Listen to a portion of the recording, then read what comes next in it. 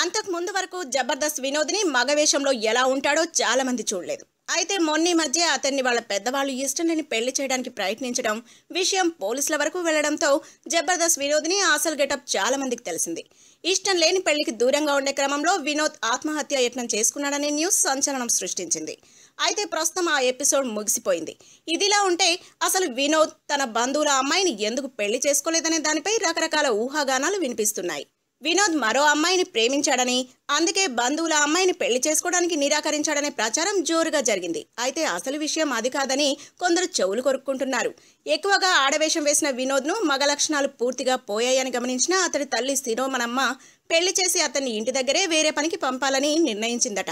కొంతకాలంగా హైదరాబాద్లోనే ఉంటున్న వినోద్ మరో వ్యక్తితో కలిసి ఉంటున్నాడని, అతడు కూడా వినోద్ లాగే వ్యవహరిస్తున్నాడని ఆమె తన సన్నిహితుల దగ్గర వాపోయిందట.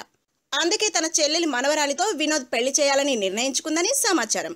అయితే వినోద్ మాత్రం తాను అక్క కూతుర్ని పెళ్లి చేసుకోనని, తన స్నేహితుడితోనే ఉంటానని మొండికేసినట్లు తెలుస్తోంది. చూస్తుంటే జబర్దస్త్ వినోద్ని అలియాస్ వినోద్ వ్యవహారంలో ఏదో కాస్త తేడా కొడుతున్నట్టే ఉందనే పుకార్లు జోరుగా వినిపిస్తున్నాయి. If you like the video, please like us and subscribe Tollywood Nagar.